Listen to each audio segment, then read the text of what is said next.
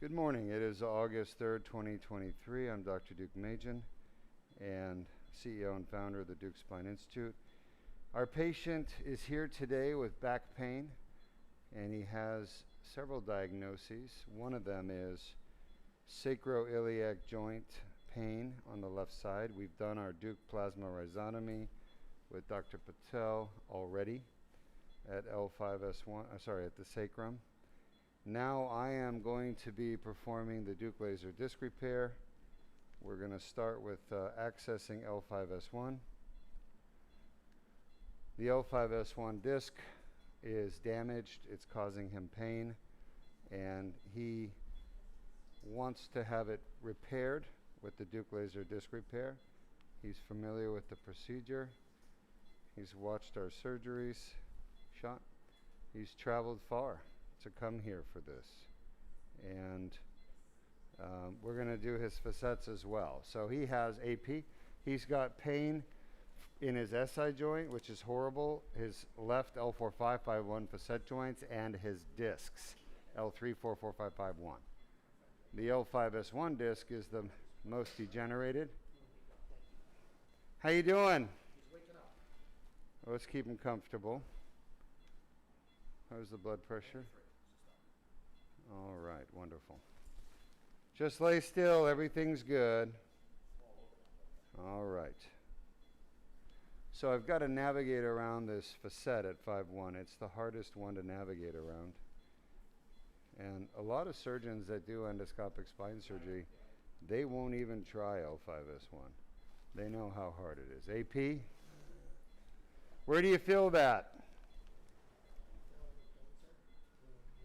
No pain? He said no pain. All right, good, no pain.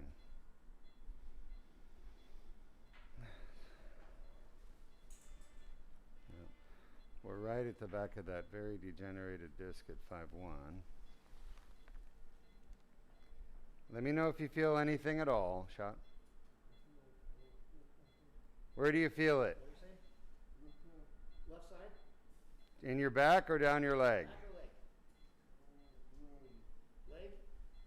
Feel it down. How far down your leg? How far down? Where'd you stop? Is it to your knee or below your knee? Knee. Mm-hmm. Where do you feel that? Where do you feel that? Left side? Is it down to your knee? I'm sorry, say it again? Past the knee, he said. How far down your leg do you feel it? Where? I'm sorry, what's that? Calf, he said. Calf. All right, so we're a little close to the nerve root. I want to realign and redirect. Shot. I'm going to try to come in as low as I can. We're limited by the arthritis and the collapse of this disc. Shot.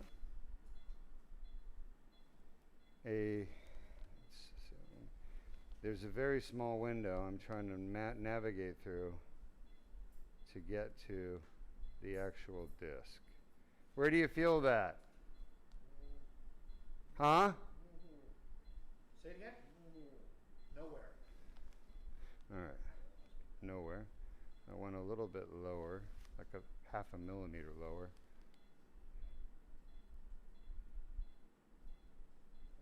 Where do you feel it? Left leg. How far down? What? Before the ankle. All right, Jordan, you're not on the lateral view. You don't see the pedicle is off there? That's not an orbital issue, Jordan. Come on, Jordan. What? Jesus, Jordan. Did you forget how to do these procedures? You forgot.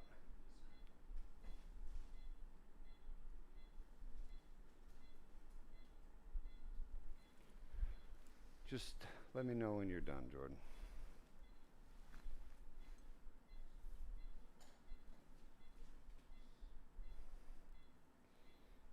You are off about half a degree, and you moved it 2 degrees.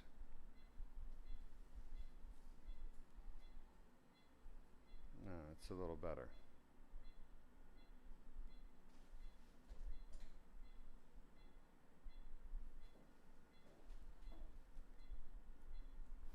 All right.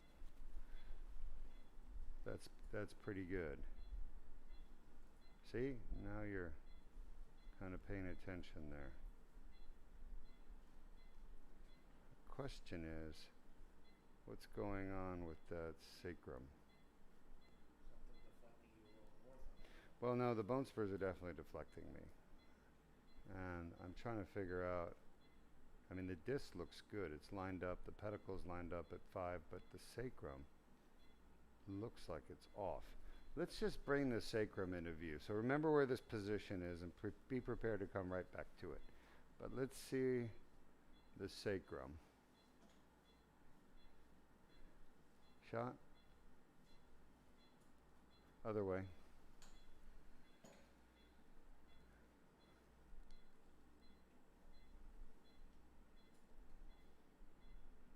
He's got some bad kind of scoliosis between 5 and S1, it seems like. And he's got all that arthritis. You can see the hole is tiny. I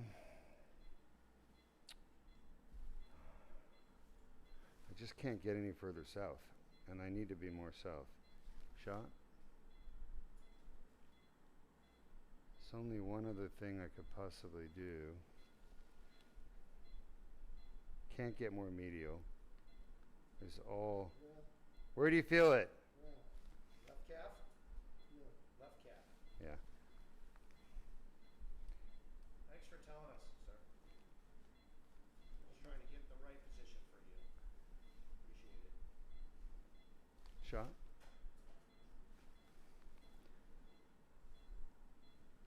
Go ahead and so the problem is he's crooked at 5-1 and he's closing off the hole on the left side, making it basically impossible to get into. Thank you. I'm going to try one more time.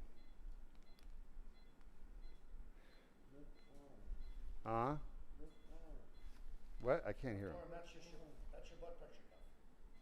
Yeah, that's the blood pressure cuff going up. That's Starting to get normal. more alert, you notice it. We wanted you awake for this part, so I need your help. See, I'm getting forced up again towards the nerve root.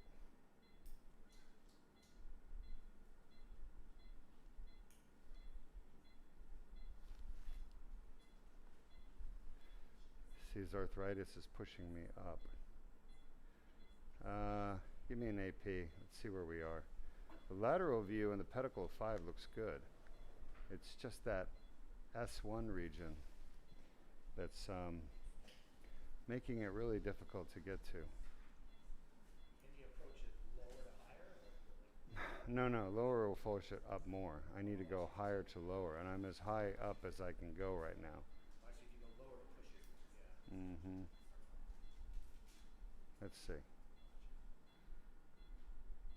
I think we're off on orbit maybe by just a hair. Just see what we can do on orbit, like literally a hair, half a degree. Try that. He has some lip. Other way. Huh? Looks like there's a lip osteophyte. No, that's exactly what it is. It's a big osteophyte. It's bone growth. See, I can't get any lower. I just cannot possibly get any lower. Let me see. Where do you feel it? Where? What part of your body? Left where? Where do you feel it? I need an answer. Where are you feeling it? Left leg or left buttock or?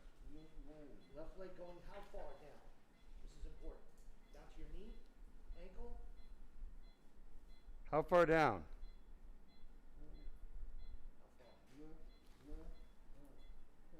Calf. Keeps reporting the calf. Mm-hmm. All right.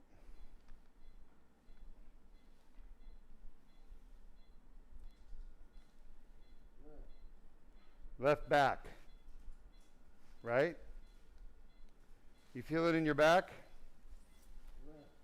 Left back? Yes. All right, we're going to give him a little more numbing We're medicine. gonna give you a little numbing shot here. Left back, you said. Yeah. That's where we're working on. That's where we're working on, my friend. Don't worry. We got you.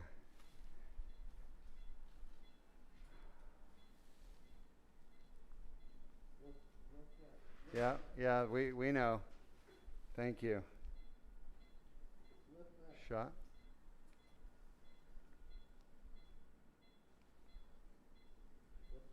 Mm-hmm.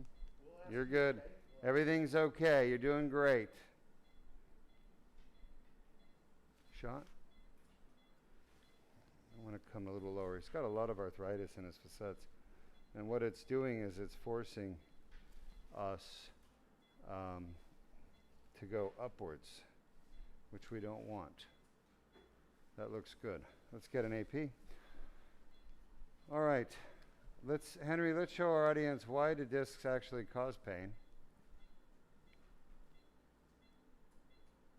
Looking good. And by the way, he's got some type of a segmentation anomaly at 5'1". It's not normal. It's mildly abnormal. Something he was born with. It almost looks like a spina bifida at S1.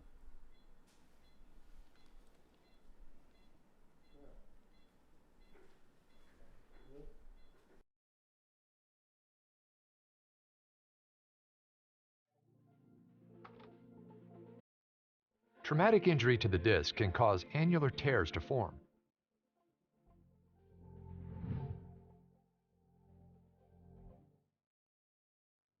Pressure on the disc causes herniation of the nucleus pulpus through the annular tear.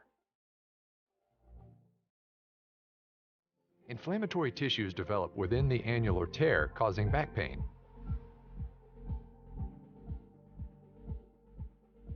The inflamed annular tear generates pain signals.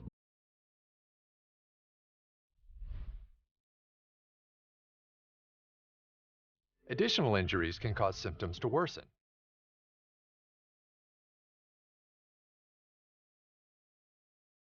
Inflammation from the annular tear can spread to nearby nerve roots, causing leg pain.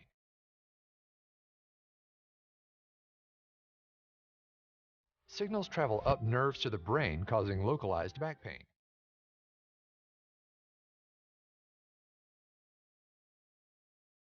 Pain signals reach the primary somatosensory cortex, causing conscious awareness of pain. If you have a herniated or bulging disc and back pain, submit your MRI for a free review at www.mri.deukspine.com. Shot. All right, welcome back. You've seen now how a herniated disc can cause so much pain. And our patient here has more than a herniated disc. All right, very good. You're doing great. We don't want to put him to sleep just yet because we're almost ready to to test his discs. Shot. Shot.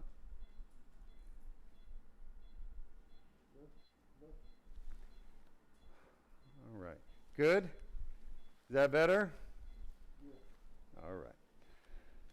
Very good. So, folks, when people have back pain, there's really certain structures that cause back pain. And the most common by far is a disc herniation with specifically a tear. It's called the annular tear. It's part of the disc herniation.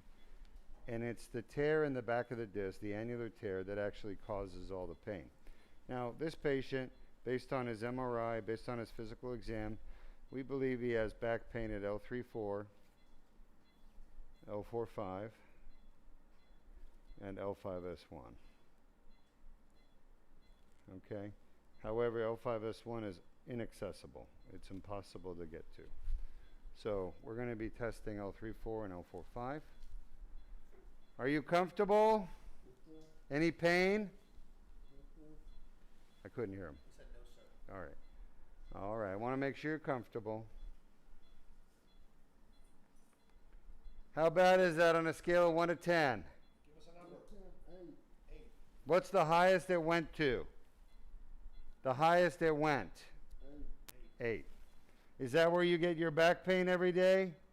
Yes, sir. All right, we call that concordant. All right, is it better now? Yeah. Shot. So, show us the tear, Jordan. This is the tear we're talking about. You guys saw it on the video, the animation. There's a tear in the back of the disc. That's the back of the disc. Show us the front of the disc. There's the front of the disc, okay? And we have been repairing backs of discs, annular tears now for 16 years. And in doing so, we're able to get rid of people's disc pain. But disc pain isn't the only source of pain in people's backs. There are other things that cause pain, like the facet joints. And this patient definitely has facet joint. There you go, Jordan. Thank you. That's the L4-5 facet joint. Circle it. It's a big ball right there, a little behind you. There. And then there's the L5-S1. And we know both of those joints are causing him pain. So we're going to treat those next. But we're going to fix his disc first. We've already fixed his SI joint. Is that better? All right. How bad is that on a scale of 1 to 10? 9 out of 10, all right? Is that where you typically get back pain? All right. Thank you for your help. You've been wonderful. We're going to put you to sleep. I want you to count out loud from 1 to 100. Don't stop till you get to 100. Sweet dreams. Count out loud. Count out loud for me. No, count it from 1 to 100. Keep going. You're doing great. All right, so this patient came to us. We did a telemed because he's found our website, and we did a telemedicine visit, figure out what's causing your pain, what we could do to treat it. And of course, he had options. He could have gone elsewhere. Other doctors were either telling him there's nothing that could be done to fix it, or that they needed more invasive surgeries. But he didn't want invasive surgery. He wanted to come and get the minimally invasive procedures here. So based on his telemedicine visit, I was able to diagnose SI joint pain on the left, facet joint pain on the left, and disc pain in the middle. And so we've already treated the SI joint pain. That wasn't included in our video stream, but Dr. Patel did that first. I'm doing the discs, and then I'm going to do the rest, his facet joints. All right, so we're starting at, what is it, 4-5? Yes, sir. Now, the one thing, we were unable to get to 5-1. And the reason is, Jordan, show them the bone there that's blocking us. Troy Henry, you see this? A little back? Yes, we do. Yeah. A little posterior, too? All that area, a little posterior, more, that whole area there is, you know, basically big, giant growths of bone from arthritis, from the facet joint, which we're going to treat later. So I was not able to safely get in there, and the problem is if you can't get into the L5-S1 safely, then you could end up causing damage, which we don't want to do. Shot? So the way I know that we're too close to the nerve, all right? So the problem is, remember, I'm putting a needle. Let me have the needle. Let me have the tube. Okay, you see this needle? I put this needle in that little hole, and I could feel it. It was barely, I had to wiggle it to get it through. That's how tiny it is. And this needle, show them how big the needle is. This needle is, see that? 1 millimeter. You guys see it? Yes, 1 we do. millimeter. So if the needle is 1 millimeter, and this tube that's going to follow it into that hole is 7 millimeters, right? 7 millimeters. Then if this tiny skinny needle is bothering the nerve root, what do you think this is going to do? A lot worse. That's why we're not moving forward with L5-S1. The risk of causing some type of a nerve damage is too high. Where's blood pressure? He's starting to ooze. Let's keep the pressure down. All right.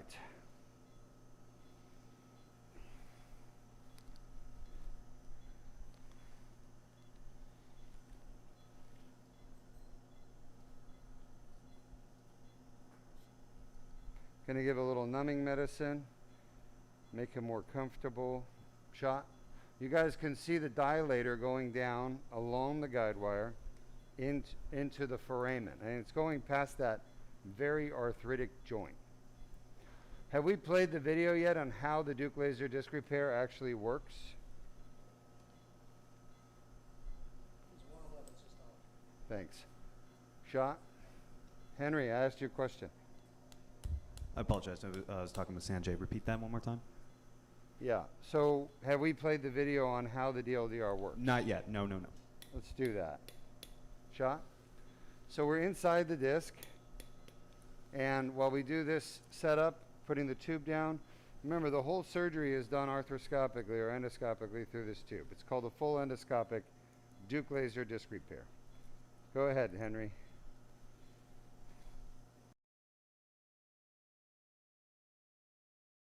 Disc herniations are a common cause of chronic back pain.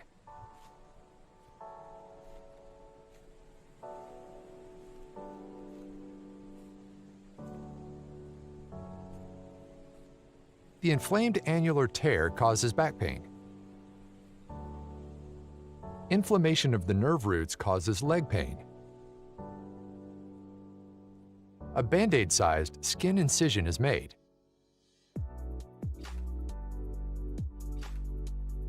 A small tube is inserted without damaging the bone or soft tissues.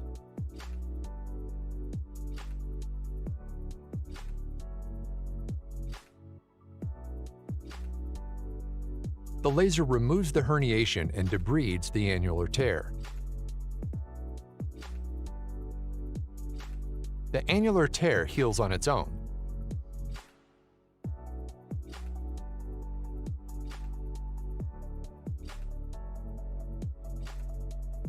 If you have a herniated or bulging disc and back pain, submit your MRI for a free review at www.mri.deukspine.com. Hold on. All right, welcome back. As you can see, we placed the scope down into the disc, and what we're seeing here, right there, the blue stuff, that is herniated disc. We are just inside the annular tear, and you can see that nothing should be stained blue. There's a piece of herniation. Now this herniated stuff is stuck in the annular tear, and that's where all the pain comes from. That's why, folks, the 85 to 90% of chronic back pain comes from the annular tear in the back of the disc. That was discovered at Deuk Spine Institute by me during my procedures. And the problem is that this tear that's painful in the back of the disc, there's no physical therapy that fixes it. There's no chiropractic machine or adjustments that fix it. There's no shots that fix it. There's only one thing in the world that fixes it, and that is the Deuk laser disc repair. Now, there is another way to get rid of pain, and that is to fuse the joint. So we could do a fusion of these joints, and that would work as well, as long as the fusion is done properly, where you clean out the disc. A lot of surgeons don't clean the disc out because it's technically very difficult to do. So they just leave the bad disc there and they fuse from the back of the spine only. The proper fusion of a lumbar spine, if you're going to do it, is what's called a front-back fusion, where you go through the back, single incision, and you remove, I remove the entire facet complex, because you can see the facets are abnormal. They're enlarged, and they're causing pinching of the nerve roots as well. So by removing the facet complex, you can restore alignment, and you can decompress completely the neuroforamen. By the way, this is part of the herniation. Look at all the scar tissue. The laser fiber is 1 millimeter wide, 1 millimeter. And Sanjay, you see the markings on the inside of the steel? Each of those are one hit. One hit by the laser, one pulse. And it's melted the steel. So the laser is very powerful. A lot of people don't understand that. They think the laser is, for some reason, not able to remove bone spurs or other tissue. But it removes bone spurs quite easily. As I was saying, though, with fusions, if you're going to do a fusion of the lumbar spine, you should always remove the entire facet complex for degenerative, of course, degenerative reasons. remove the facet complex so you get a good decompression. Otherwise, the patient will end up with radiculopathy that persists after the fusion. And you want to get rid of the radiculopathy, you got to fully decompress the foramen. They did a study and found, they found that the #1 reason for failed back surgery was residual stenosis, so the lateral recess and neuroforamen. And that's why there's a piece of herniation. That's why I always, when I do a fusion, I actually open up the foramen permanently with a Smith-Peterson osteotomy. And I described this in a paper I published years ago. You can look it up online in PubMed on transforaminal lumbar interbody fusion. But again, I've stopped doing them 99% of the time because patients don't want fusions. They want minimally invasive, endoscopic, fast recovery. All right, any questions from our audience? Yes, we have a question from Lucas on YouTube. Hi, Lucas, yes. They ask, hello, sir. Do you have any opinions on orthopedic versus neurosurgeons performing spine surgery? Hey, that's a great question. So to give you an answer, first of all, the most important thing in my opinion is it doesn't matter who does your surgery. What matters is how good they do the surgery. And when you weigh how good a surgeon does, you want to know the success at getting rid of your symptoms, and you want to know the chance of a complication, you know. So you want a surgeon who will give you symptom relief, but also an absence of complications. Now, had I, for example, at 5'1", had I kept going with that tube and just to do it for the sake of doing it, then I'm 99% sure he would have a complication. And that would be a L5 radiculopathy. And no surgery, you know, that's basically for pain on your back should create a complication like that. So we want to avoid complications at all costs. You want to avoid complications, okay? And the nice thing about these surgeries is they're controlled. And what controlled means is it's not an emergency surgery. He's not dying. And we have to move forward and do everything and take the complications as they come. We can actually mitigate the risk of complications by very careful planning and execution. And that's what I do. Okay, I don't put patients at risk for complications that are going to be lifelong complications. So when it comes to selecting a surgeon, whether it's an orthopedic or a neurosurgeon, what you really want to select based on is not whether they're an orthopedic or a neurosurgeon in general. You want to, for spine, you want to select on how good their results are, because that's really in the end all that matters. You want good results. And so I can't say that orthos are worse than neuros. That would be very prejudicial. And I know lots of neurosurgeons that are horrible surgeons, horrible spine surgeons. And I would never let them touch me at all, ever. And I know there's a couple of really good orthopedic spine surgeons out there. It really has to do with the individual, to be quite honest. And then the next thing that's important in my list is equipment and staffing, the team. Basically the team and the equipment available to do your surgery. So you can have a great surgeon who has horrible equipment and a horrible facility, and you're going to have a horrible result. I'm telling you, if you don't have the right equipment as a surgeon, you don't have the right staff, oh my gosh, your results can be so bad. That's why I left the hospital. I knew I was a great surgeon, I had great results, but the hospital was limiting my results. They wouldn't have an anesthesiologist anymore, they only had nurse anesthetists. I will not do major surgery with a nurse anesthetist, period. I'm sorry if I piss off every nurse in the world, it doesn't matter to me. It's the truth. We've become very complacent, allowing less trained, less qualified, licensed healthcare providers to do the work that more trained personnel should be doing. Let's face it, anesthesia is not hard to do 75% of the time. But that 25% of the time, when you have a problem and the patient's not making it easy for you, that's when you fall back on that training. And the whole idea of nurse anesthetists was, oh, they can go do all the easy parts, and when it gets hard, they'll call the doctor in. Well, that's morphed into, they never call the doctor in. And so, you know, and that's because of ego issues, usually. Oh, I'm just as good. My training is just as good, right? So they are literally brainwashed themselves into believing they're just as good as a good, highly trained medical doctor anesthesiologist, which is not true. All right? They want the public to believe it too. So why would this shift happen? Well, it's happened for several reasons. Number one, there has been a shortage of anesthesiologists from time to time. And of course that has to do with reimbursement and how much they get paid, okay? And so Medicare kept cutting anesthesia reimbursement for years and years and years. And what had happened? Guess what happened? Medical students didn't want to go into anesthesia because they were getting paid garbage for all those years of hard work and sacrifice. They were getting paid a pittance. So they were not appreciated, okay?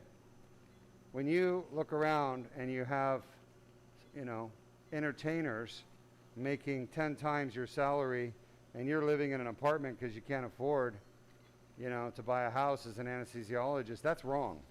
That means society doesn't value you. So it's no surprise that doctors don't choose specialties that undervalue their hard work. So for years, the Medicare, the biggest payer in the country, kept cutting back anesthesia pay. And now they're paying $80 an hour for anesthesia, which is ridiculous. So what happens, no anesthesiologist will work for $80 an hour, okay? None. Dr. Berndes, would you, by any chance? I call it the dilution of the practice of medicine. It's being diluted. The skills and training are being diluted. Yeah, the skills and training are being diluted. Anesthesia assistants are further diluting it.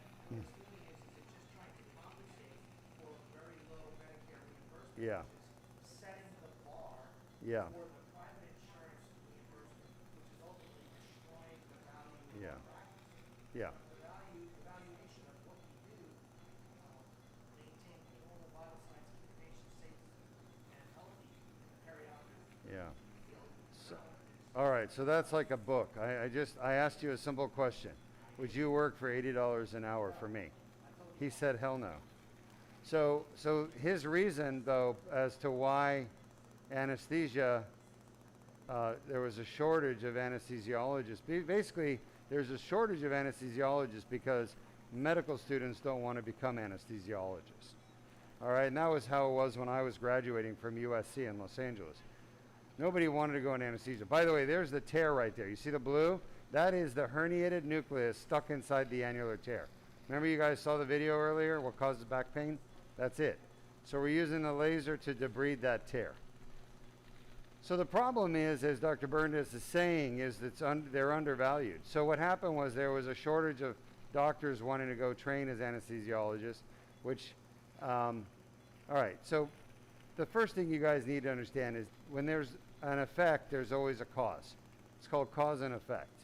And the biggest mistake we make today is to assume that things happen that are not driven by some very powerful entity. And in this case, what's driving this is the insurance companies. They want less surgery, less anesthesiologists. So what they do is they control Medicare reimbursements, private insurance companies, okay? And they basically, it's kind of like if you're a developer in a city and there's an area you want to build high rises, you know, you want to build office space. And there's all these people living there and you want to buy their house cheap and you want to knock it all down and build a big building, right? They won't sell to you because you know, they don't want to sell their houses. You want to build a big building. They don't want to move. So what the developer does, and you've seen this in the movies, they hire thugs, street thugs, drug dealers, criminals to come in and start robbing houses, killing people, selling drugs to the kids. And guess what? Amazing thing happens. The homeowners move out. And then the developer can build their development. Now the developer, you know, you look at the developer and go, oh, they're not doing anything, because you don't know that the developer actually is behind this scheme. But they are. And in the end, the beneficiary financially of what's happening is the developer, because he's scaring everybody out and building his building. So the people that own homes, they would never be able to pinpoint the developer as the cause. So the developer is hiding, right? But they are the one driving this change, the crime, the violence. So what's happening in healthcare, the insurance companies are driving the changes. And how are they doing that? Well, they go to the board, they go to the medical boards, and they say, hey, we think nurses, all right, so first thing they do is they go to Medicare, which they control Medicare, and they say, let's start paying anesthesiologists less money. There'll be fewer anesthesiologists, and then everyone will be crying out loud, we need anesthesiologists, and then they'll let the nurses start doing anesthesia because there's a shortage. So they decline the reimbursement, decrease the reimbursement from Medicare, and of course they follow suit. And they look like the good guys because, hey, we're just following Medicare. But they're actually the ones controlling the reimbursement in Washington, because Medicare is run by private insurance companies like Blue Cross, United Healthcare, and Cigna. So they're declining the reimbursement, and they are driving anesthesiologists out of medicine. And of course, everyone's complaining about it, and they're leading the complaint, and they're saying, we need nurses to do anesthesia. So of course they pressure politicians. They say to the politicians, hey, let nurses do anesthesia in your state, because there's a shortage of anesthesiologists. The hospitals will tell you. And the hospitals are powerful, so the hospitals complain to the politicians and say, yeah, we don't have enough anesthesiologists to do our surgeries. We need nurses. And the hospitals are salivating because, well, nurses are cheaper than anesthesiologists to hire and pay. So the hospitals are like, yeah, we're going to do just as much surgery as an MD anesthesiologist, but we're going to get away with paying these guys a lot less because they're nurses. And they'll take 60 cents on the dollar for payment. Of course, then the nurses get approved by the politicians to do anesthesia, and then they start at 60 cents on the dollar, and within a year they're at 70 cents on the dollar. Within another year they're at 80 cents on the dollar, and then pretty soon they're demanding equal pay to anesthesiologists, right? Meanwhile, the anesthesiologists are gone, and we've replaced them, high quality, intelligent, hardworking, dedicated, capable doctors with, you know, someone who goes and does a nursing degree for a few years and now can do anesthesia, okay? So, are nurse anesthetists okay? Well, they're okay if they're good, right? It comes back to the same question about what's better, orthopedic surgeon, neurosurgeon. Okay, what matters is the person. I've had some really good nurse anesthetists do my surgeries. I've let them. Like when I had sinus surgery, okay? My surgeon came to me and said, you can trust this nurse anesthetist. I said, okay, I trust you. If you trust them, I will let them do my anesthesia. Okay, so I put my life in their hands. Why? Because that's all that was available, and my surgeon trusted them. So when it comes to who's better, ortho or neuro, I would just as a generalization say that if you're having cervical spine surgery, I would trust a neuro more. And if you're having lumbar spine surgery, all bets are off. I think you just have to go with the best surgeon. But if you really want the best answer, you should come to Deuk Spine Institute. You shouldn't be getting spine surgery anywhere else. That's the God's honest truth. All right, next question. This is all herniation, by the way. You can see it right there. It's all calcified. This has been around for a while. There's the tear right there. And the herniation is just pushing the tear open. So we're cleaning it out. And this is going to heal beautifully on its own without anything else being done. Okay. Next question comes from Len Z on YouTube. Sure. They asked, looking back over the 16 years of DLDR, how has the body typically responded to the repair? Yeah, looking back over the 16 years I've been doing this procedure, how has the patient's bodies responded to the tear? They heal every single time. Listen, I have never done a DLDR like this where it didn't work and get rid of the disc pain. Every single time it works. The only problem is, years ago, my patients, I didn't really know that, you know, going out and being active could put them at risk for reherniation. So I didn't give them really strict restrictions. And then we found that, oh, they were reherniating, right?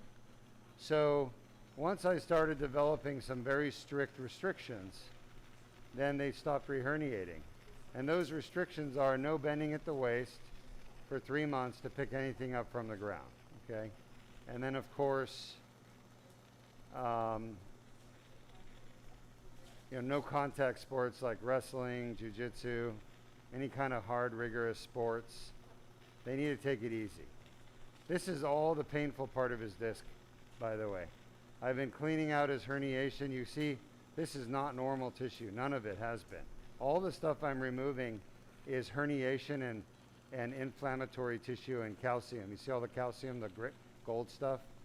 So people wonder, hey, are you taking his disc out? No, we're not taking his disc out. We're leaving the disc alone. As a matter of fact, that's the whole reason why we can do the surgery, is because we're leaving the disc there. Thank you. When you take the disc out, you have to put something back there, like an artificial disc or a piece of metal. So in his case and everybody else's, we don't remove the disc. We remove the herniation and we clean the tear.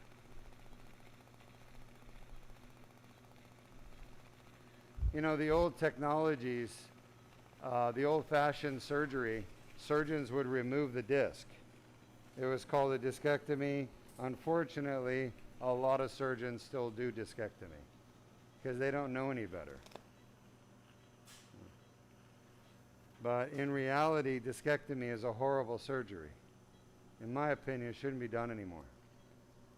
And surgeons need to catch up and learn the latest minimally invasive techniques.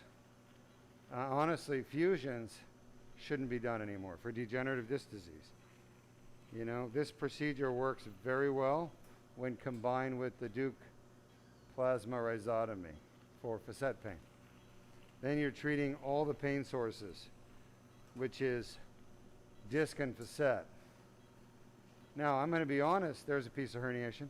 It's a good size. Oh, there it is. There's the main herniation. We got it. Turn on the light. Bring me something, a blue towel or something. You guys see this, Henry? Yes, we do. Come on, we don't have a lot of time. You guys see this thing? It's huge. Let's bring the tape measure. That was the main herniation, all right? It took me a while to find it, but we got it. Not everybody has a giant, look at that thing. I mean, this is amazing. It looks like a dragon. This has been biting his back for years. Look at the vascularity here. Those are like ingrowth of blood vessels and stuff. Okay, that is huge. This is a really good one. I think he's going to enjoy seeing that thing. That is 2.5 centimeters. Looks like a dragon. All right, cool. That should be about it. I think we're almost done here with this disc. So there's the herniation and then there's the annular tear. We got the main herniation out now and things are looking good. I'm going to clean the tear a little bit more and then we'll be done here. We're going to move on to the next disc. Huh? Did his blood pressure go down after we took that out? That'd be kind of cool to see. It did go down? No way. So Dr. Berndes is saying, and he's the first one to notice this, by the way. I never knew this all these years, but when we take those kind of herniations out, the blood pressure of the patient goes down. By the way, I don't know if you guys know this, but pain increases your blood pressure. So these patients that have chronic back pain for years, their blood pressure goes up. So this surgery is able to decrease their blood pressure if their blood pressure was up from pain, which is a very common reason to have your blood pressure go up, chronic pain. It also affects serotonin in the brain, causing depression. What affects serotonin? Pain, chronic pain. Chronic pain affects serotonin. Dr. Berndes is reminding us. All right, this all looks good. I'm just about done here, 30 seconds. I'm going to move on to the next disc and then the DPR. See guys, avoid open surgery. The nerve is right up there in the fat. I do want to zap this little bit of herniation left. It's not really much, but it's good just to get it. So anyway, getting back to what we were talking about, patients don't come back with disc pain. They come back, if anything, with other areas that cause pain, like the SI joints, the piriformis, other things. Lights on, please. And we always have to figure it out, you know, what is bothering them. And it's not reherniation. As long as they follow our instructions, it's not reherniation. It is not the disc that we operated on. It is, scope off, it's always going to end up being something else. So it's just a matter of figuring it out in each person's case. But, you know, I could say to you everybody's different, but in reality, they're all different, but almost the same, because the pain source is always going to be those 30 things that cause back pain. And it's just a matter of figuring out what each person's combination is, you know. Is it the L4-5 disc and the facet? Is it the L4-5 disc and the SI joint? Is it the piriformis, the SI, and the facet? So everybody's different, but the actual source is the same. So it's really easy now for us to figure it out, what's causing people's back pain. The reason other doctors don't figure it out is they don't know what causes back pain because they've never studied it. We had to learn all this on the job, so to speak. Or you have to care enough to figure it out. You got to care enough to figure, but you got to believe you can figure it out. A lot of doctors are taught you can't figure out what causes back pain. Nobody knows. It's non-specific. People just have to live with it. They're basically brainwashed to believe that. But, you know, I'm not the first person to think the disc is the cause of the pain. You know, that goes back 100 years to Cloward. Cloward even thought the disc was the cause of the pain. And he did some experiments. But for some reason, I think I know why, too. I think all this knowledge has been suppressed by the insurance companies, to be quite honest with you. They have suppressed this knowledge through the system.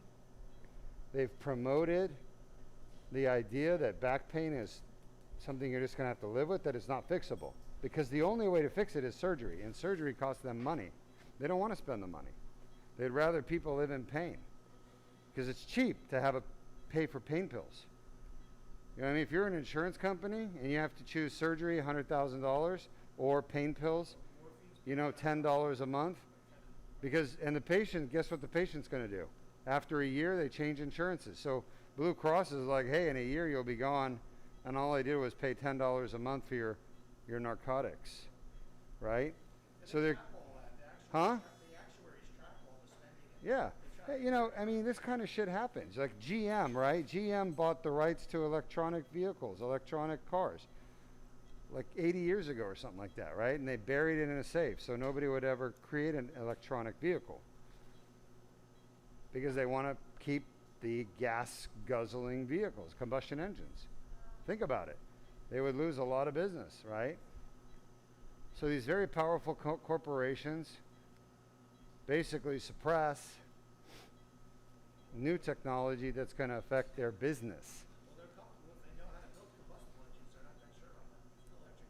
Electric, yeah. Yeah, but they may also own gas refineries. Why would you want to promote an electric engine when you own Exxon, you know? You're making money on both sides. You're making it on the cars, and you're making it on the maintenance, and you're making it on the fuel and lubricants, right?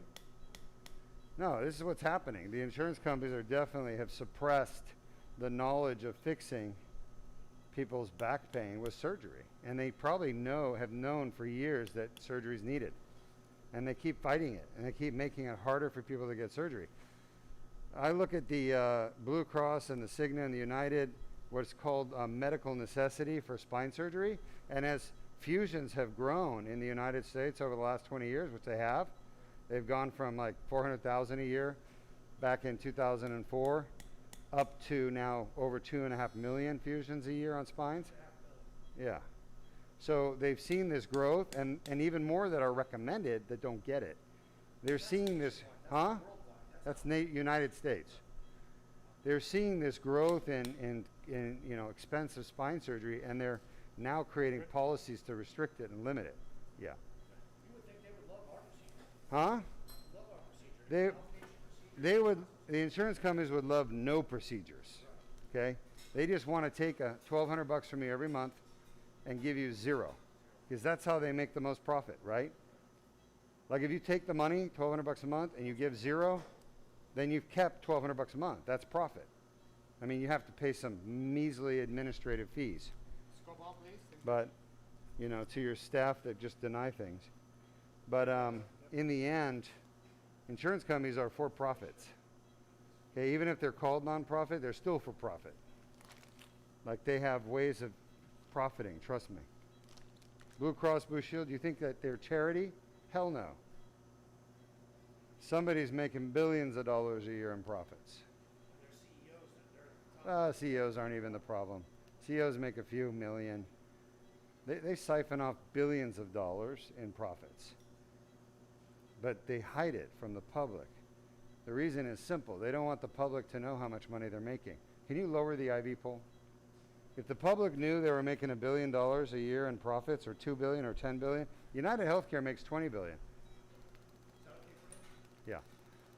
If they knew that they were getting their cancer treatment denied, saying it's not necessary, but United Healthcare is making $21 billion a year in profit, which they are, they would be furious. If they knew that the reason the denial for cancer treatment was financial, the public would be a lynch mob that would be coming after UHC. But UHC and the other insurances have somehow managed to brainwash our public, like literally Matrix style, into believing that they're taking care of their best interests. Oh, we denied your cancer treatment because it doesn't work. You know? But I know the truth. I think most people understand the truth, but they don't know how to hold the system accountable or make change. So they need guidance. They need leadership. We need leaders to basically go out and fix this problem, the insurance companies, because it's getting worse. All right, what other questions do we have? We have a question from Gary on YouTube. And they asked, is that blue dye, or is that the color of the inside of the disc? Yeah, Gary, that is blue dye. We inject it during the discogram, and it's the Deuk Spine Blue. And basically, it stains to only one thing and one thing only. It will not stain to bone. It will not stain to scar tissue. It will not stain to calcium. It will not stain to a normal nucleus pulposus. It will not stain to the annulus. It only stains to degenerated nucleus pulposus. And the only way to get degenerated nucleus pulposus is with a herniation. There's no other way. So basically it stains the herniation. So we want to get rid of as much of this degenerated nucleus as we can with the laser. And that's what we're doing. It's called a vital dye, vital dye. You can see the tear with it. It also helps me see the tear.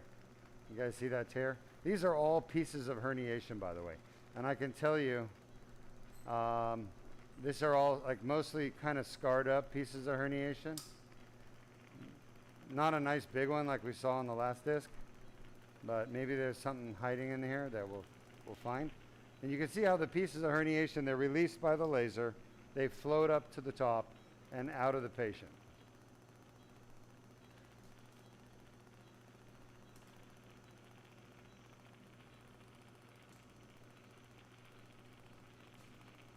But you're right. Somebody asked a question and they said, Dr. Deuk, if this surgery was covered by the insurance, wouldn't it be better for everybody, including the insurance? The answer is yes. And the surgery is covered by a lot of insurances, it's just not covered by all.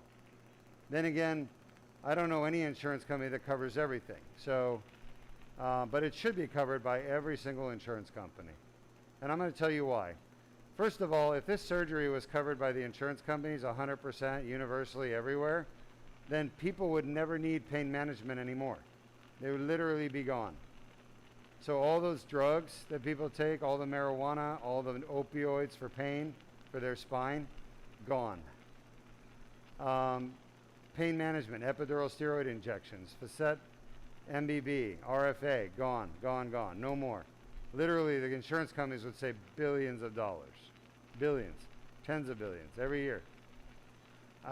Complications from spine surgery, like fusions and artificial discs and laminectomies, discectomies, complications gone. So they wouldn't have to pay for complications, which happen often in more invasive surgeries. All that complications payments gone. Just to give you an idea of a typical spine complication, the average spine complication costs around $200,000, and some of them can cost millions of dollars. Like if you're having a spine fusion and you get an infection after your fusion, you're going to be admitted, you're going to be operated on again, you're going to get debrided, you're going to be put in the, you can go into renal failure, pulmonary failure, multi-organ system failure, and you can almost die, and you can run up a bill of easily $1 million, $1.5 million in the hospitals, okay? That's never happened with Deuk laser disc repair, ever. In 16 years, it doesn't happen. I mean, as long as it's done properly, of course. There's lots of ways to do it wrong. So complications from spine surgery, gone. Expensive fusion surgeries that cost them billions of dollars a year, gone. The average fusion surgery cost the insurance companies $100,000. Okay, that's cervical and lumbar. There's 2.5 million done a year. So do the math.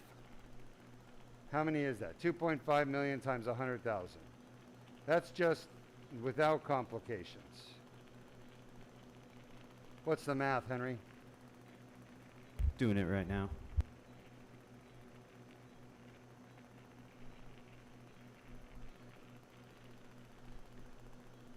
By the way, these discs are a lot worse in person here than they looked on the MRI. On the MRI, I knew there was a problem because I saw the tears, but look at all this devastation. It's like a grenade went off in here. Huh? It says it's a number that it's too hard to count. Too hard to count. Henry, aren't you Jewish? You are. That is a fair point. How could there be a number too high for a Jew to count? Come on. It was like it's like 2.5 E11. Yeah, 2.5 to E11. What is that? 250 billion? It's got to Or be 25 billion? I was- don't even know. I was gonna go for trillion. All right, let's just say 25 billion to be conservative, because we're stupid over here. We're not financial people. I don't even know. But it's, you know, they're saving 25 or 250 billion, whichever one it is, on fusions, not paying that money every year. Okay? It's billion, 250 billion. 250 billion. There we go. Then on top of that, so you got complications, you got the actual surgeries, 250 billion. Complications, I'm sure around 25 billion, 10% of that. And then you got the pain management procedures, all the epidurals, facet blocks, oh my God. Billions of dollars, tens of billions a year. Then, on top of that, no more spinal cord stimulators. Like they're putting those things in left and right like it's water, candy. Okay, stimulators are costing $50,000 a stimulator. And there's hundreds of thousands being done a year for back pain, neck pain, thoracic pain. And they don't work. They just don't work. But they are the best things we have other than open surgery. And they suck. Meanwhile, this surgery works every single time. We have never had it not work for 16 years. Okay? So, and this surgery is dead cheap compared to all those other treatments, less than a spinal cord stimulator. So yes, we could save the insurance companies hundreds upon hundreds of billions a year worldwide with this procedure. So someday they're going to understand that. And when they do, I think they'll probably either embrace it or they'll be forced to embrace it.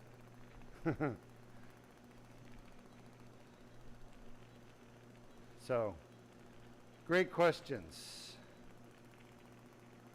Here's another piece of herniation.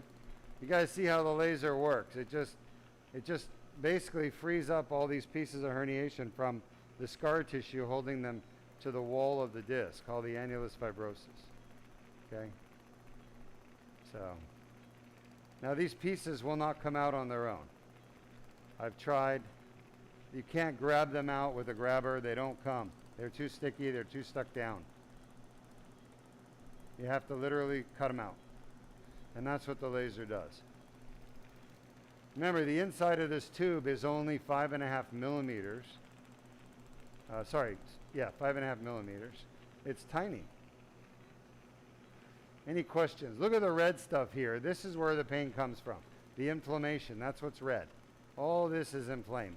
This is why he has so much pain. If you remember when I tested him about 30 minutes ago, this disc right here was more painful than the one we already did. And you can see all the redness there. I just zapped it. That's all inflammation. That's why it's hurting him so much, inflammation. And the reason why he has inflammation is this stuff right here, the herniation, the blue stuff, stuck to the wall. Okay? Again, discovered at Deuk Spine Institute 16 years ago, published multiple times in the medical literature. Questions? No current questions, but we do have a comment from Ratan on YouTube, and they said they are watching this video from Bangladesh. All right, Bangladesh. Very nice. And this patient is actually traveling from Oklahoma. Later on today, we have a patient from Africa, from Rwanda. He doesn't want to be broadcasted, though, so you guys may not see his surgery. And of course, we always ask our patients first, do they allow us to broadcast or not? And of course, you don't know who this person is. We're not going to tell you, but a lot of people don't want to be broadcasted. They would rather not broadcast their surgery, in which case we honor their requests for privacy. Looks like a big piece of herniation here. I got about 5 minutes on this one, maybe. And then we're going to move on to the facets because we've already done the SI. Man.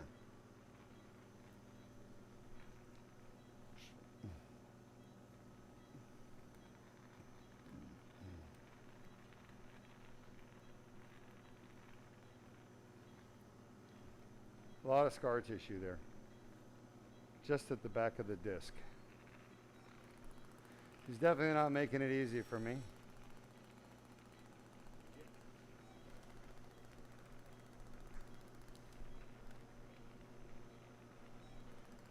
Come on.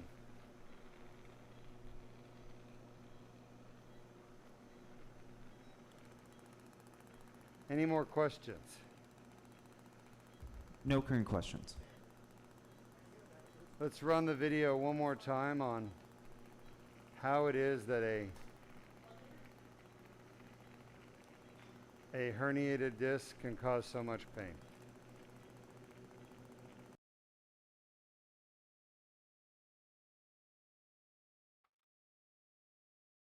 Traumatic injury to the disc can cause annular tears to form.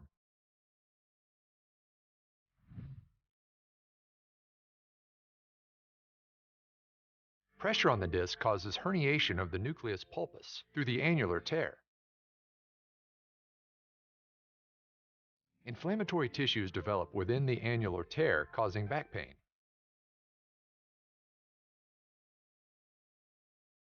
The inflamed annular tear generates pain signals.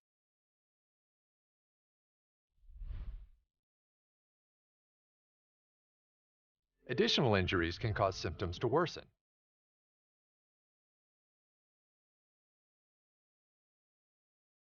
Inflammation from the annular tear can spread to nearby nerve roots, causing leg pain.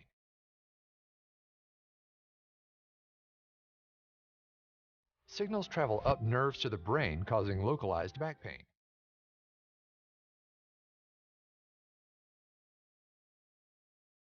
Pain signals reach the primary somatosensory cortex, causing conscious awareness of pain.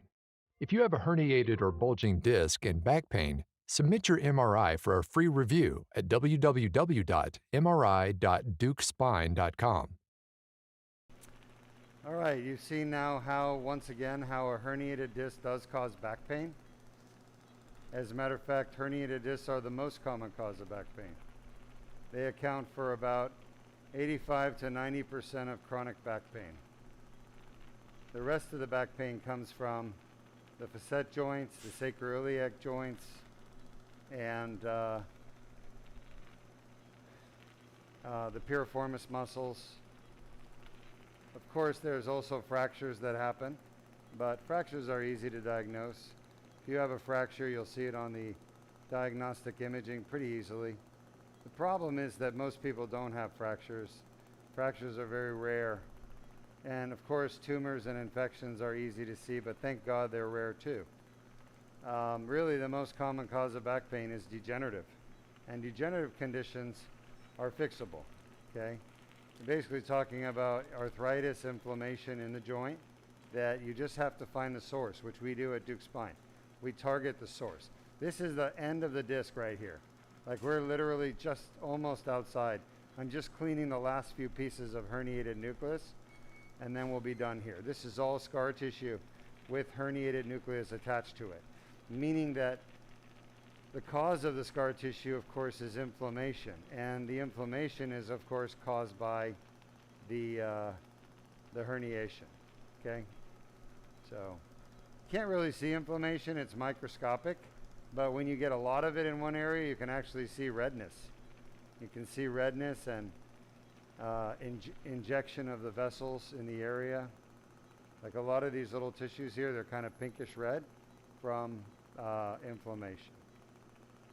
So, in summary, his discs were a lot more damaged than the MRI led us to believe. How much energy have we given so far on these discs? 40? 45? 35. 35 joules. Joules or watts? Always getting them. Joules? Yes, sir. So this disc has taken a lot. Let's try to grab any of that out. Just jumped up to 36. So, yeah. Our average per disc is probably around 25. Wouldn't you say, Jordan? The average disc, the last one was about 47. Yeah, these two, oh, laser on. These two have been really, laser on.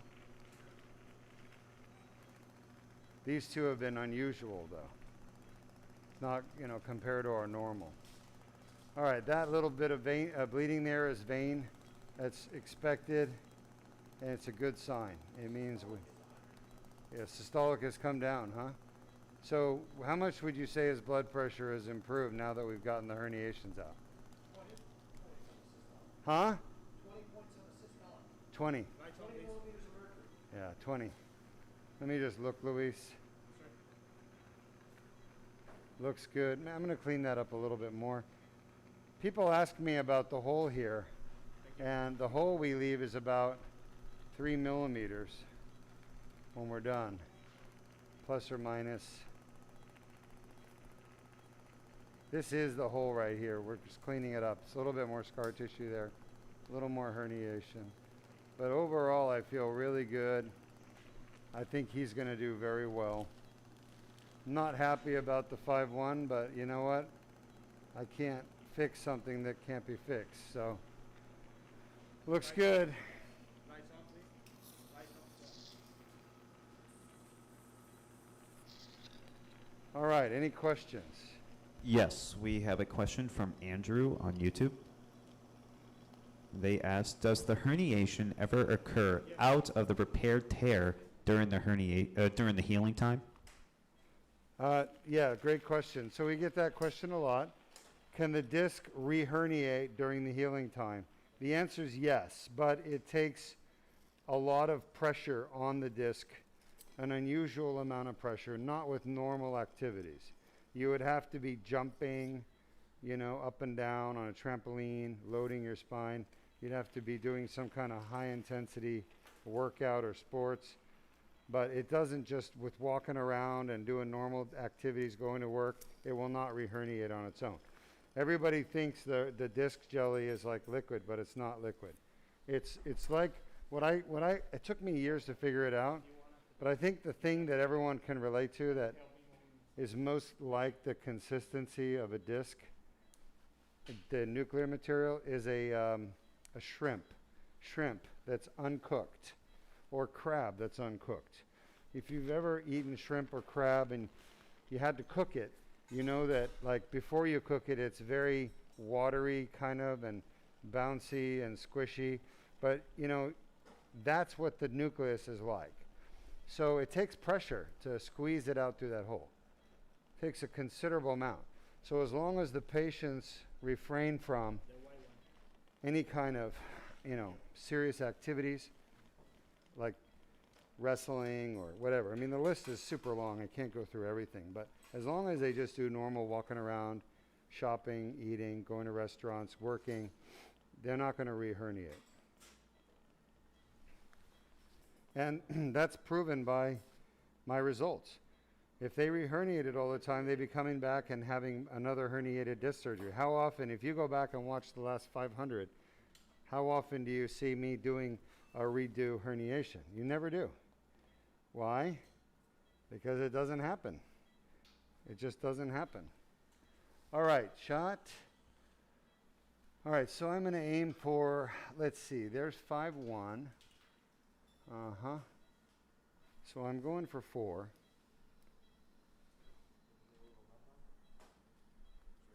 Shot? What do you think this is? Huh? A num-num house? Shot? You're always wanting num-num. Always. Shot?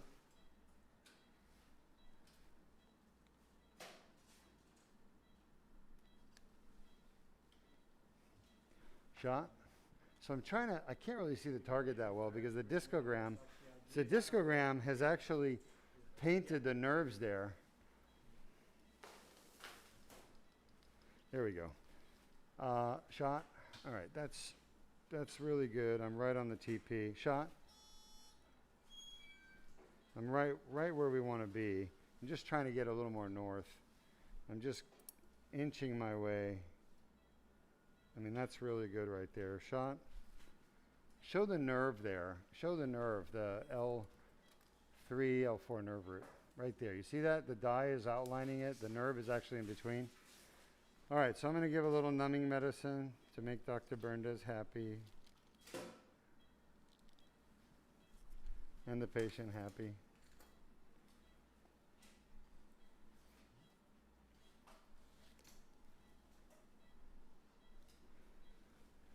Now this part of the surgery is called the Deuk plasma rhizotomy, and basically the idea here is to deaden the pain nerve to the facet joints that are painful. Now we're not the first in the world to do deaden the nerve to the facet joints. That was discovered years ago by, you know, people much smarter than me. Shot. But we're the first to do a new technology where the problem with the procedure has always been, shot, that it doesn't last. It doesn't last.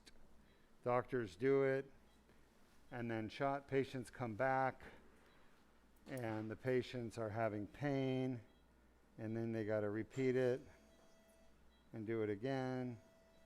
And so nobody wants that. Shot. And as a matter of fact, you might have to repeat it, you know, 20 times in some patients, right? Because after all, it's just temporary. So we figured out, well, I mean, clearly the technology works. So what's the problem here? And the problem is, it doesn't last. So why doesn't it last? That's what I asked. Why doesn't it last? And that's when it became abundantly apparent it doesn't last because they're not doing a good enough job of killing the nerve. And then I started to think back on all my surgeries over the years and how, man, we're actually working right in this area all the time. Shot, you know, with fusions. And I started thinking about it, and I realized, you know, shot, I do this procedure every time I do surgery. And I never have people coming back complaining about pain. Are these two of those? And then So 4 sterile or 2x2s? And then 2 millipores long ones. that's when I realized I was doing this already, all those years, but never by itself.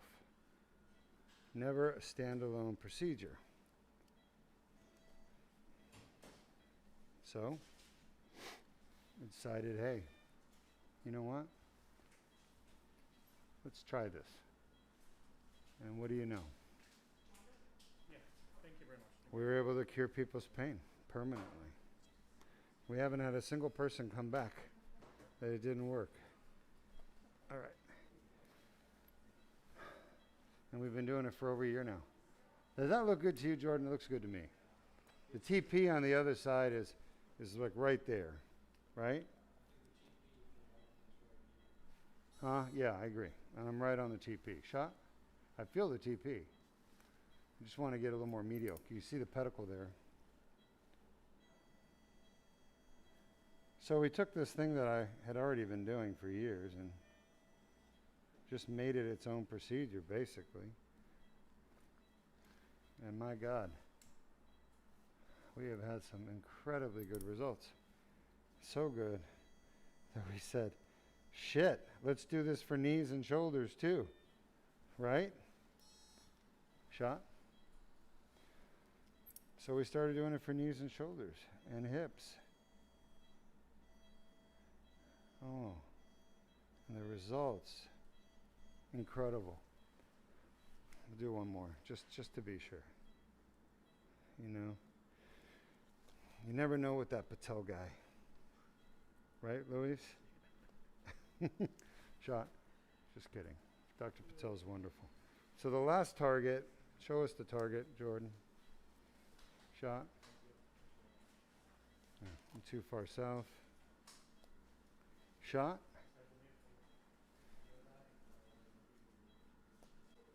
Shot. She hot?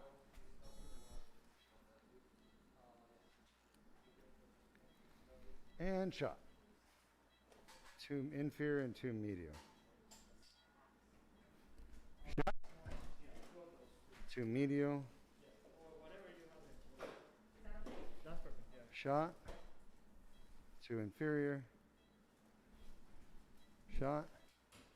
Just getting there is challenging sometimes, especially with a lot of arthritis, like some of these patients they have. Like this patient, for example. Shot. It's funny, the contour wants to take me to the same place Patel went. Shot.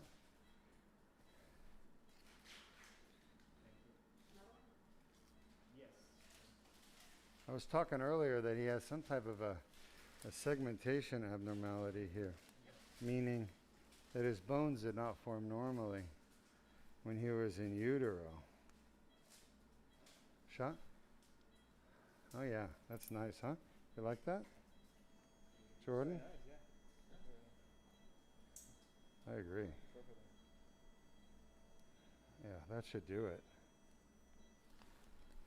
Great job, everyone. All done, right? Type your questions up. I'm happy to answer them for you face to face, but this surgery's done. We've done a left SI joint DPR, a left 4551 facet DPR. We did the DLDR left 3-4-4-5. I couldn't gain access to 5-1. It's because of the anatomy, and it wasn't safe to proceed, so we had to abort 5-1. But I think he's going to have about 95% pain relief, if not more, permanently. So we're very happy about that. All right. I'll talk to you in a few minutes. Type up your questions. Great job, everybody. I need to sign off here. I need a pen. Always make sure there's a pen here. And then make sure this is not underneath. Why? Because when I write here, it's going to write it here. So, well, let's get it right.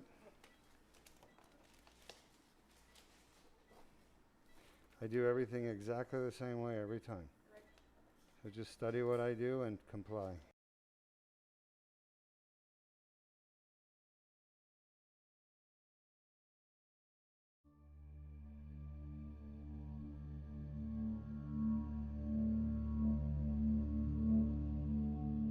Good morning, I'm Dr. Deuk at the Deuk Spine Institute here in Melbourne, Florida, with one of my patients who traveled from California. He's been suffering with his lower back pain for years and found us on the internet and decided to come here and have the endoscopic Deuk laser disc repair. We performed that 12 hours ago, and here you are, ready to go back to California, it looks like. How do you feel? I feel great. It took a long time to get to you. Surgery was quick and painless. I don't remember a thing. Your staff was wonderful, but I am pain-free. That's awesome. Yeah, and you're going to stay pain-free. We don't have you on any pain meds. We don't have you on narcotics, killing your pain. We didn't put any medicine in your back to stop your pain, so what you have is natural. And do you feel that pain anymore that you had before you came here? No, the pain is completely gone. In fact, I quit taking my own pain pills 2 or 3 days before I got here. And I am on no pain pills at all, and I feel wonderful. When I woke up this morning, it was a different day, and I feel great. And I feel wonderful for you for doing that. That's why we do what we do. We can cure pain, and we want everyone to know that, because nobody should have to live with pain every day. How does pain affect your life every day? Pain is traumatic. The kind of back pain that I was suffering put me in bed. And for the last 3 months, I have been absolutely useless. Absolutely useless. And so I found you. It took me a few months to get here, and it was worth the trip. It will be for the rest of your life. Absolutely. Worth the trip. Pain robs us of our dignity, doesn't it? It does. It absolutely does. And your parents are here, and they're very supportive. And that, to me, is so important, that you have people that understand what you're going through. I'm sure your parents have been a big support for you.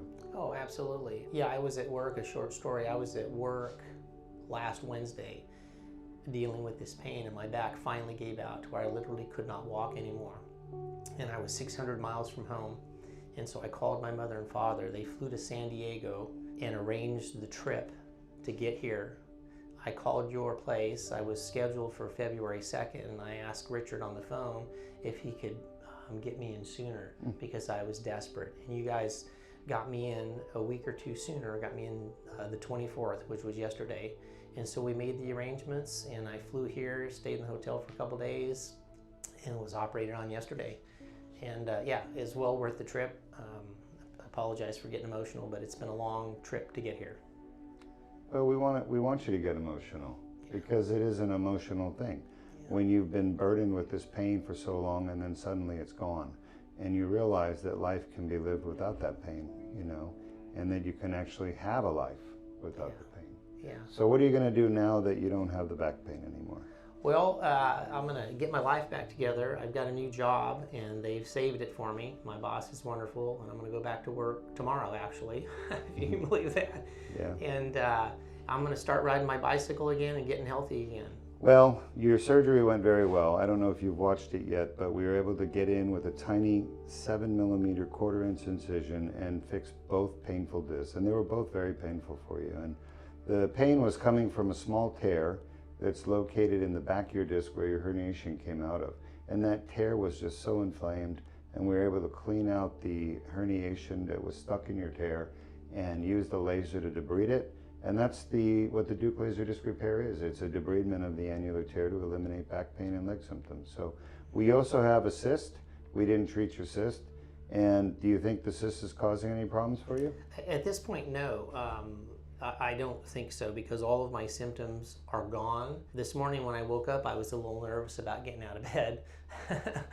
But that subsided quickly when I stood up and could stand up completely erect. with no pain or bindage feeling in my back. Yes, when I walked in and saw him this morning for the first time, the first thing your mother said was, "Look how straight he's standing." So they must have watched you suffer for a long time. Oh yeah, yeah. My mom's a great lady. I'm blessed to have her in my life. And then that's my stepfather, Jerry. He's a wonderful man. He and I are pilots. We fly together. We do a lot of things. And he's seen me go downhill. He knew something was wrong, you know.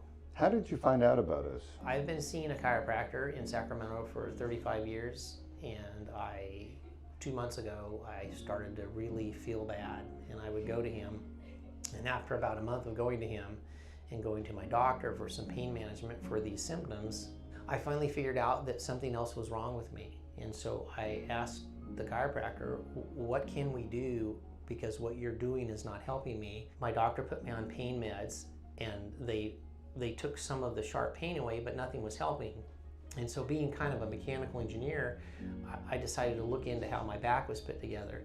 And I requested an MRI from my doctor and from my chiropractor. And so that took 3 weeks to schedule. That's a long story. And I finally got an MRI, and I looked at it myself and realized that I had a cyst of some sort and that I had some problems with my lower discs. And that's when my chiropractor told me about you. He said, get on the internet and do some research and then call these people. So I called your store. They gave me some information. I FedExed my package to you guys, and a week later you called me. And about a week or two later, I got here. Wonderful. So, yeah. And here you are, pain-free for the first time in many years. Many years. Congratulations. Yeah. Thank you. Is there anything you want to say to your fans out there? There is. This is a miracle.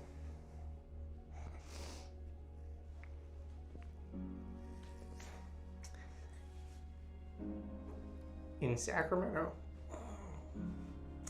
everybody that I know said, why are you going? Why are you going to Florida?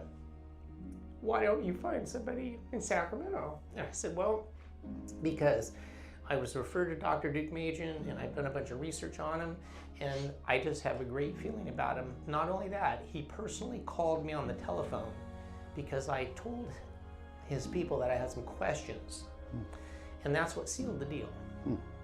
And so it took a while to get here, but it was worth everything.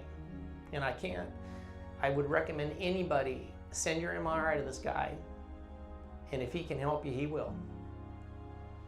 Okay? Thank you, Doc. You're welcome, sir. It's my pleasure. Yeah, absolutely. All right, go enjoy the rest of your All right, life. thank you.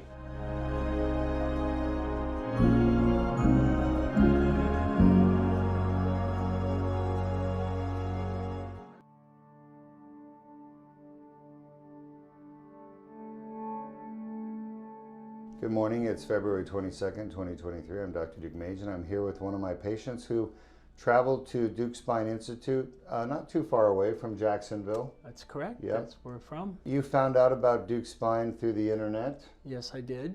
And why did you end up coming here? I ended up coming here because I could not get rid of the pain that I had in my back and in my leg. I tried to exercise. I tried every physical therapy, yoga, everything you could think of, and I just could not get out of it. It just would linger and linger and linger, and it wouldn't go away. How long have you had that back pain for?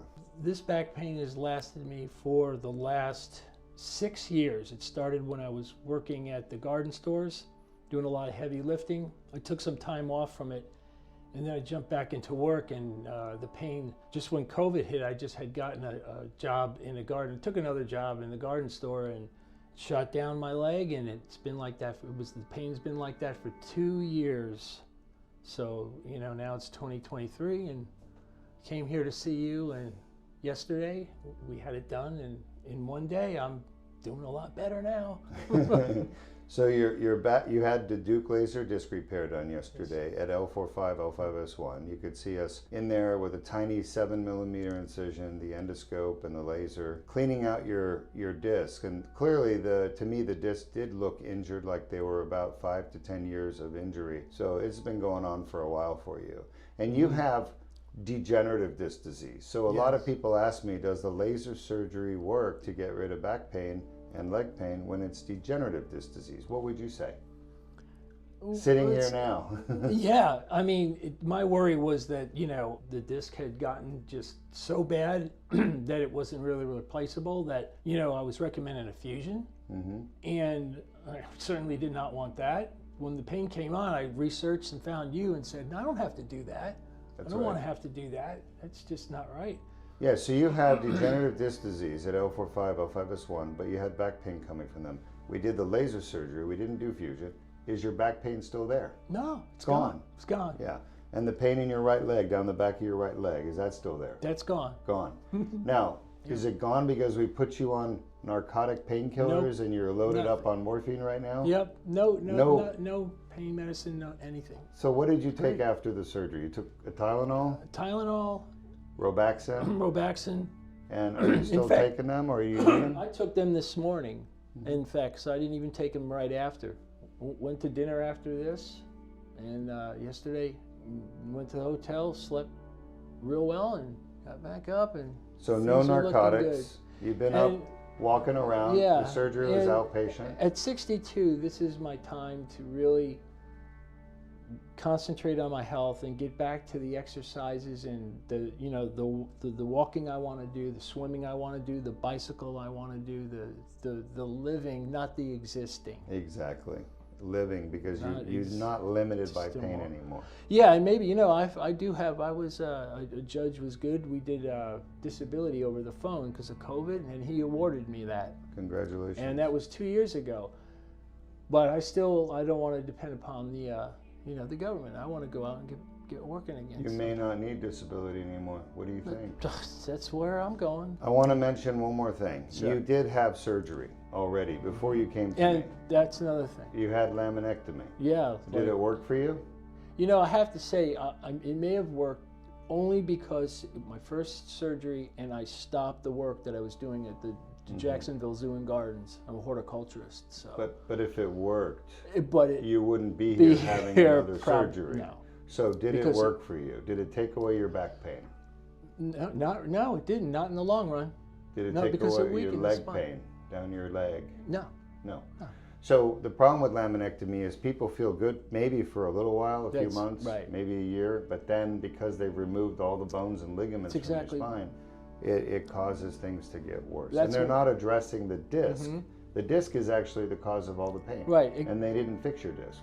No, because when I had that surgery, I stopped the job I was doing, took time off, and went back to and boom, it went back in. Okay, so as soon as you got active again, the pain came back. That's right. Yeah, that's the problem, is that you really just limited your activities rather than fixing the source of the pain. Laminectomy doesn't do that, doesn't fix the source of the pain. The Deuk laser disc repair does.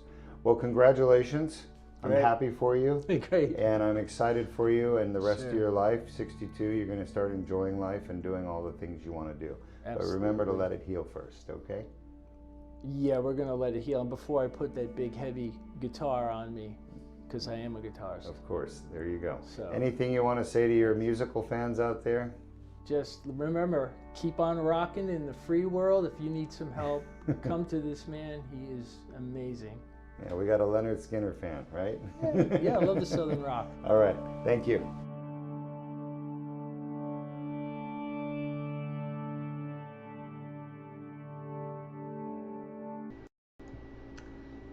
And this is Dr. Deuk Majan. I hope you enjoyed that testimonial as much as I did. That's what we do here at Deuk Spine Institute. We figure out where the pain is coming from exactly, and we go in and repair that area. It turns out most of back pain comes from disc injuries, like herniated disc, bulging disc, ruptured disc, protruded disc, extruded disc, prolapsed disc, slipped disc. They're all the same thing. You know, we try to make the disc seem so complicated, but the disc is so simple. It's actually probably the simplest structure in the human body, if there is such a thing. The disc has two parts. It has a wall that circles around a hydraulic center that's soft. And that hydraulic center that's soft is called the nucleus pulposus.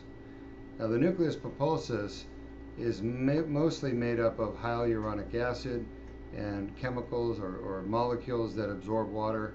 So it's very, very watery kind of thing. It's not watery like you think about running water, but it's full of water. And I like to use a uncooked shrimp or uncooked crab meat. And now people are going to get angry with me because they're going to go and have shrimp scampi, and all they're going to think about is their disc. But if you take a piece of uncooked shrimp and you look at it, it's rubbery, you can compress it, it's compressible, but if you press too hard, you can crush it, and the meat will separate and a chunk will come off. And that's exactly what happens with the nucleus pulposus. When you injure your disc, you injure it through the bones making a sudden compressive force and rotational or extension, and you're crushing the nuclear material, the shrimp, and you're tearing the wall right behind it. And so what happens then is, you get this tear during the initial trauma, and then over time, over years, you're lifting, bending, playing sports, and you're constantly, your bones are squeezing down on each other with all that weight of your body, and it's pushing those little pieces that you crushed out through the tear. And maybe you do some more crushing as well. So those little pieces are called herniations. And everyone says a herniated disc like it's one thing. It's not one thing. It's around 20 or 30 pieces of herniation that have sequestered in that area over the years. So a disc has two parts, the annulus and then the nucleus. So why so many names? Prolapse disc, bulging disc, ruptured disc, herniated disc, extruded disc, slip disc. They're all the same thing. They're a tear with a piece of herniation, or two or three or more, coming through the tear. That's it. And then over time, the disc will degenerate and collapse as it dries out and gets desiccated. Okay? So the problem is that many countries, many doctors, many languages, perhaps many misunderstandings has led to many names for the same thing. In the end, it's quite simple. It just takes a laser, a scope, and being in the right place to fix it. And that's what we just did for this gentleman's 2 discs. Now, I couldn't get to the third one. I tried and tried and tried, and it turns out that if I can get a model of a lumbar spine, it turns out that he has several problems. Okay, forget about the screws and rods. They're not important. But let me get my pointer. My pointers seem to disappear. Oh, I see them over there. All right. So for those of you who've never seen the surgery before, the problem this patient had was multifold. The reason I couldn't get into the L5-S1, he has a high iliac crest, not a big problem. I've gotten through that many times. But when I came down to the facet joint, this facet joint was completely abnormal. It was growing bone spurs all around it, and those bone spurs were growing in this direction towards the disc. So as I came down, trying to go through the frame and to get to the disc like that, this is normal, okay? You can see that. That's a posterolateral approach, transforaminal 5-1. I couldn't, I kept getting pushed upwards this way towards his nerve root. So every time I tried to make a pass, this facet joint, being so bony and arthritic and abnormal, was pushing me up towards the nerve. So every time I got close, I was too close to the nerve root. There wasn't enough space and the anatomy wasn't right. So what would happen if the 1 millimeter needle was bothering his nerve root, it was irritating it, the 7 millimeter tube is going to be 7 times worse. And I don't want him having problems with the nerve root. So I made a decision, and this is something most doctors have struggled with, is there's a saying we have, it's called first do no harm as surgeons, meaning we don't want to do a treatment where the complication is far worse than the benefit of the treatment. Now, I was able to treat everything else we set out to treat. So that's, everything else is at least 95% of his back pain. That one bottom disc I couldn't get to, and I may have to try to come from the other side in the future. If it's still bothering him, we'll talk about it. But I never do anything I don't discuss with the patient first and get their prior authorization approval for it. Okay? So let's go to our questions. First question comes from Len Z, once more on YouTube. And they asked, if the redness is bleeding, seems logical the body is trying to heal itself. Why can't it? Are we not giving enough time to heal? Are we not staying immobile long enough? Great question. All right, so he's saying if the redness is bleeding, it's not bleeding. The redness is blood vessels that's blood within capillaries. So bleeding is the act of blood leaving the blood vessels, and the blood is not leaving the blood vessels, it's just filling the blood vessels, and there's more blood vessels in that area. So if you look at something that's inflamed, your body will actually over time recruit more blood vessels to that area, so you get more circulation. And the reason for that is, after all, it's fighting a war. That's what inflammation is. And the longer it fights the war, the more resources it needs. So you start to build new highways and pathways for the troops, the inflammatory troops, to get to the area of inflammation. But you are correct. There's a foreign body there, at least what the body considers to be a foreign body, or at least what the inflammatory system considers to be a foreign invader, and it's attacking that invader. That invader is the herniation. So why can't the inflammation destroy the herniation and clean it out? That's what it's trying to do. It's just there's too much of it, and that herniation is extremely pro-inflammatory, meaning it stimulates inflammation. There are things that really are biologically inert. They don't stimulate a response, either immunological or inflammatory, and there are things that are highly inflammatory. And this is something that's highly inflammatory. Those studies have been done, and it's been shown that nucleus pulposus is highly inflammatory. So you get all that pain because the body's trying to fix the tear and get rid of the nuclear herniation. You know, it just can't do it. And we have people for 40 years with this problem, 50 years. And they've just lived with the pain for 50 years because nobody could fix them. We can now fix them. Next question comes from Gary on YouTube asking, why doesn't the herniation leak back out while waiting to heal up? The herniation doesn't leak back out because, remember, the nuclear material, as we just mentioned a little while ago, is actually quite firm. It's firm and rubbery like that shrimp, all right? And so it won't leak out because it's not liquid, not like water, but it's firm. And if the patient does too much physical activity right after surgery, or bends or twists in a certain way, then yes, you will squeeze out more herniation. So they have to be careful during the healing process. We put all of our patients in a back brace around their waist. It's just a reminder, don't bend over and pick anything up. Don't lift anything heavy. Next question comes from, forgive me if I'm pronouncing this wrong, Siwang Liu. Siwang Liu. And they're on YouTube, and they ask, can this also work for disc ideation and disc prolapse at L4, L5, and S1? Yes, this surgery works perfectly well for disc degeneration and disc prolapse at L4-5, L5-S1. And then the next, last but not least, comes from Michael on YouTube, and they asked, once the tube that surrounds the laser, is it in the, let me repeat. Once the tube that surrounds the laser is in the desired area, how do you navigate from left to right if the tube is sticking through the annulus? Great question. So the question was, Dr. Deuk, when you've got that tube that's stuck in the annular tear, how do you go left and right? We don't.